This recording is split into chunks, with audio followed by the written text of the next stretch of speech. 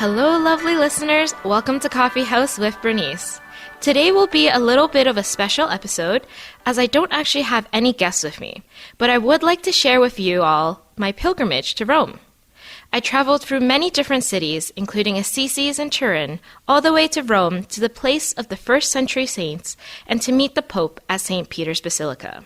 But before I get to the exciting stories about my adventure, I would like to share more about why I chose to go on this journey. This trip wasn't a vacation, it was a pilgrimage. It was for my growth in faith and development as we take time out of our life to make a prayerful journey away from our home to a holy destination. It was also special because this year is the year of the Jubilee of Hope. Last year, when I first heard about this pilgrimage from the Salesian sisters, I was interested, but I wasn't entirely convinced to sign up immediately. As I was working full-time and had weddings to attend in the summer, I didn't understand the importance of the pilgrimage, and I knew I didn't want to do the overnight vigil again. However, as the year progressed and heard more and learned more about the importance of the Jubilee year, I was more open to the idea of going. However, I had already been in talks with a possible employer regarding a position that opens for the summer when the specific trip occurs. For context, this Jubilee year happens every 25 years. It started at the beginning of the new liturgical year, and throughout this year, the Vatican hosts events and invites different groups to come visit. I specifically went for the Jubilee of Youth, where for a week, the young people were specifically invited to meet the Pope and gather with other youths from around the world. It really is a beautiful sight when you are there. You get the sense of what Universal Catholic Church means, how the people beside you might not look like you or speak the same language as you, but we all love the same God and are all as excited to meet our Holy Father, Pope Leo.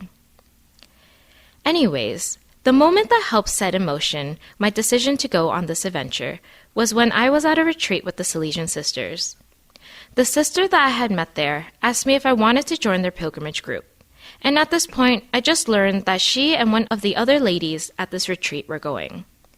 I replied to the sister that I applied to a job that requires my attendance this summer. However, if I don't get the position, I'll go. After that encounter, I was restlessly waiting for a response from the employer. After a month, I finally got a reply, and in God's providence, I didn't get the job. I did feel a bit sad that I didn't get the position, but with all that time in my heart, I was ready for something else. I remembered that I said I would go on pilgrimage if I didn't get in, and to my word, I signed up for the trip the day I received the news.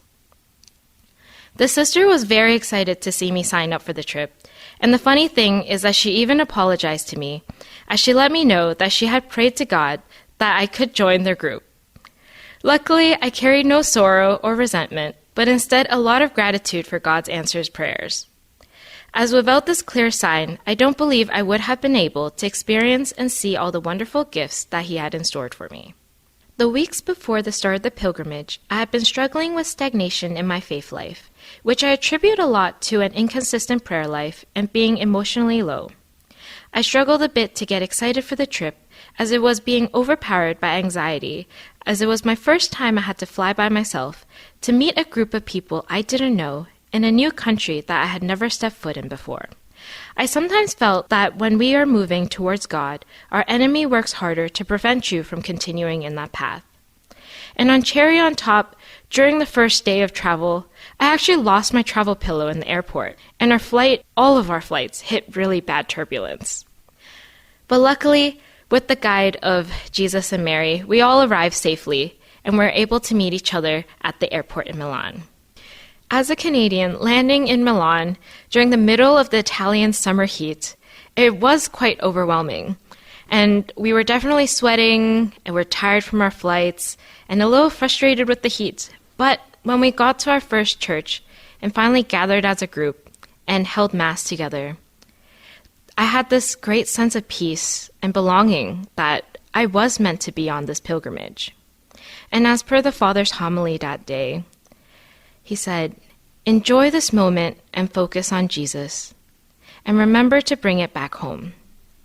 And that is one of the core aspects of the Jubilee of Hope, is that we get hope from this pilgrimage, from this year, from all the graces of God, and be able to bring that hope onto others.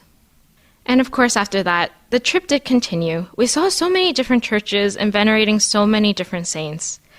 But even so, during these first few days, I was, of course, enjoying what I was seeing, such as the Duomo in Milan and the Basilica of Our Lady Mary Help of Christians in Turin.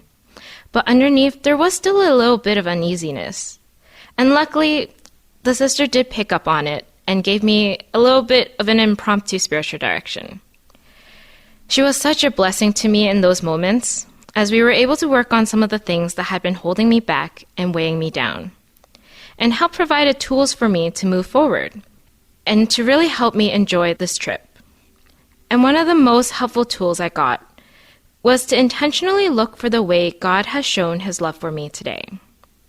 And it could be from the little moments, such as I was on a bench swing and I was getting tired, and one of my friends stepping in to helping me push it, showing me their love for us, to very chance encounters with people that I never thought I would be able to see, such as one of the seminarians I met at World Youth Day, who has become a father just a couple months before the Jubilee, and I was able to bump into him as well, to getting adoration when I really needed it. And it was actually not even on the schedule. Apparently what happened was there was another tour, and then the sisters realized our group really needed some prayer time, and they scrapped our evening program and got us into an adoration chapel. And to even the very first day, when we were at the Duomo in Milan, there was a very big statue of Mary at the top of the church, and there was actually a roof tour to go on. Unfortunately, all the tickets were sold out. By the grace of God, I had a ticket to go to the museum.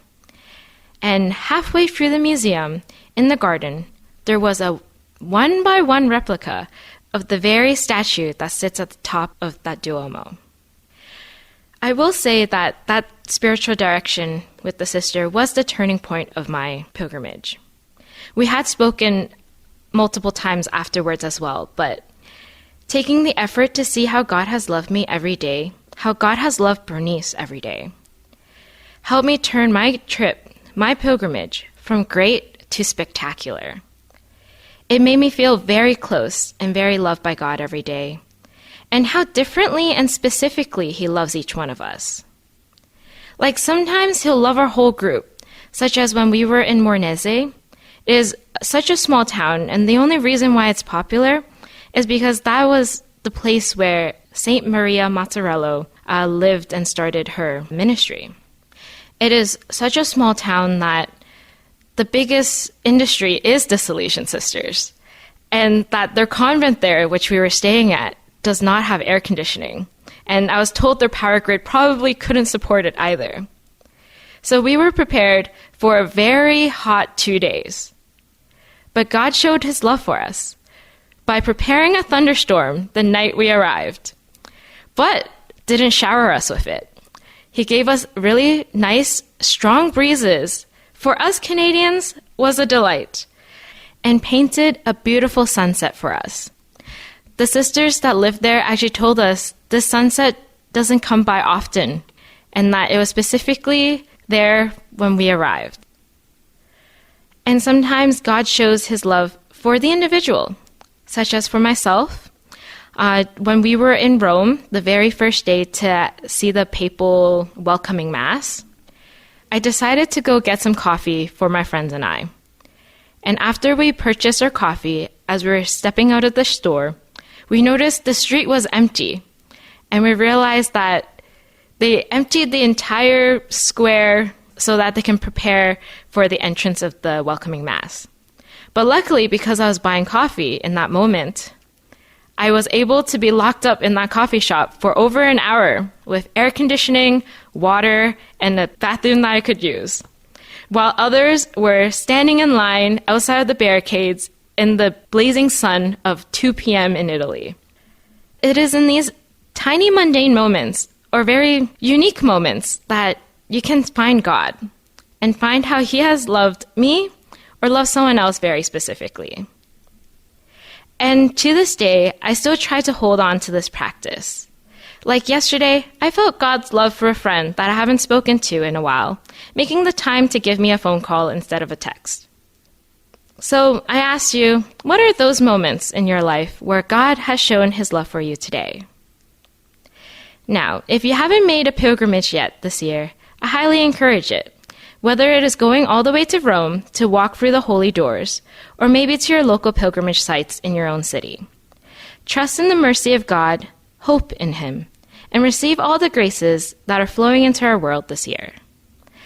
This was Coffee House with Bernice, and I hope you have a wonderful day.